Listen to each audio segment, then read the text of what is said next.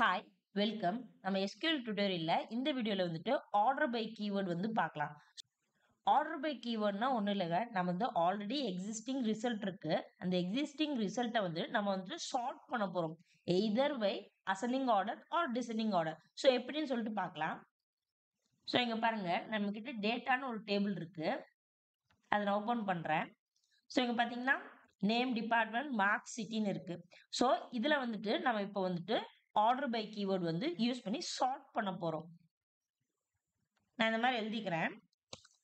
Select star from டேபிளோட name data. So இதை நம்ம இப்ப ரன் பண்றேன். சோ நம்மளுக்கு எல்லா டேட்டாவும் வருது. இதுல நம்ம வந்து சார்ட்டிங் பண்ண போறோம். Select star from data order by. So order by keyword use பண்றோம். கொடுத்துட்டு காலமோட நேம் கொடுக்கணும். சோ எந்த காலம் மூலமா நம்ம இப்ப ஆர்டர் பண்ண போறோம். ஃபார் எக்ஸாம்பிள் இங்க பாருங்க, மார்க்ஸ் எடுத்துக்கிறேன்.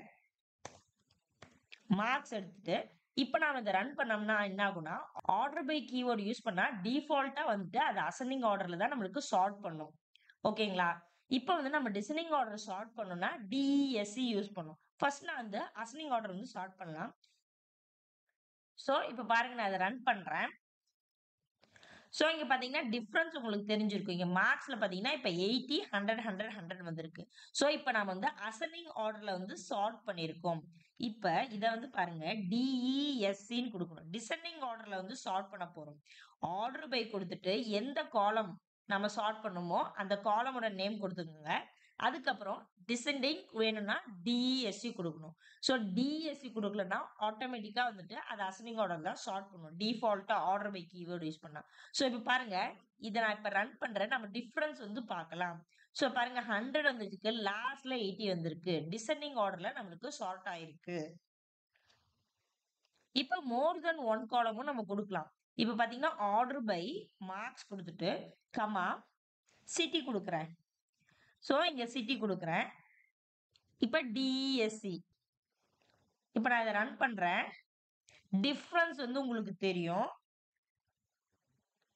இப்ப மார்க்ஸ் காலம் பக்கத்துல நம்ம வந்துட்டு எதுவுமே கொடுக்கல. அதனால டிஃபால்ட்டா வந்துட்டு அது அசெண்டிங்ல வந்து நம்மளுக்கு சார்ட் ஆயிருக்கு. இப்ப பாருங்க, இதையும் வந்துட்டு நான் DESC கொடுக்குறேன். இப்ப நான் அதை ரன் பண்றேன். சோ டிசெண்டிங்ல நம்மளுக்கு சார்ட் ஆயிருக்கு. சோ இப்ப மார்க்ஸ் பாத்தீங்கன்னா டிசெண்டிங்ல சார்ட் ஆயிருக்கு. இதுலயும் பாத்தீங்கன்னா சிட்டியும் நம்மளுக்கு டிசெண்டிங் கொடுத்திருக்கேன். சோ பாருங்க, இதுவும் நமக்கு டிசெண்டிங்ல சார்ட் ஆயிருக்கு. சி வந்துட்டு லாஸ்ட்ல வந்திருக்கு. சோ அதுக்கப்புறம் MS. புரியுதுங்களா? மார்க்ஸ்ல பாத்தீங்கன்னா 100 வந்து 3 டைம்ஸ் இருக்கு. இதுல பாத்தீங்கன்னா இது சிட்டில வந்துட்டு டிசெண்டிங்ல சார்ட் ஆயிருக்கு. ஃபார் எக்ஸாம்பிள் இப்ப பாருங்க, சேலம், மதுரை, சென்னை இருக்கு. இத நான் வந்துட்டு அசெண்டிங் கொடுக்குறேன். ASC கொடுக்கணுங்க அசெண்டிங்க்கு. சிட்டி வந்துட்டு அசெண்டிங். சோ சிட்டி நம்ம பக்கத்துல எதுவுமே கொடுக்கலனாலும் டிஃபால்ட்டா அசெண்டிங் ஆர்டர்ல தான் ஸ்டார்ட் பண்ணும். இப்ப பாருங்க டிஃபரன்ஸ் பாருங்க இதுல. சேலம், மதுரை, சென்னை இருக்கு. இப்ப பாருங்க, சென்னை, மதுரை, சேலம். இப்ப அசெண்டிங் ஆர்டர்ல சார்ட் ஆயிருக்கு. அந்த 100லயே வந்துட்டு அசெண்டிங் ஆர்டர்ல சார்ட் ஆயிருக்கு. அதுக்கப்புறம் 80 இருந்துச்சு, அது வந்து அப்படியே வந்திருக்கு.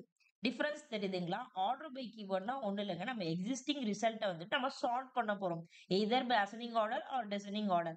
சோ செலக்ட் ஸ்டார் ஃப்ரம் டேபிளோட name order by keyword use பண்ணிட்டு இங்க வந்துட்டு காலமோட நேம் கொடுக்கணும். சோ நீங்க வந்துட்டு எதுவுமே மென்ஷன் பண்ணலன்னா அது அசெண்டிங் ஆர்டர்ல வந்து சார்ட் ஆகும். உங்களுக்கு டிசெண்டிங் ஆர்டர்ல சார்ட் பண்ணணும்னா DESC வந்து நம்ம யூஸ் பண்ணணும். இந்த வீடியோ உங்களுக்கு யூஸ்ஃபுல்லா இருந்துச்சுன்னா மறக்காம லைக் பண்ணி சப்போர்ட் பண்ணுங்க. தேங்க்ஸ் ஃபார் வாட்சிங். நான் இன்னொரு வீடியோல உங்களை சந்திக்கிறேன்.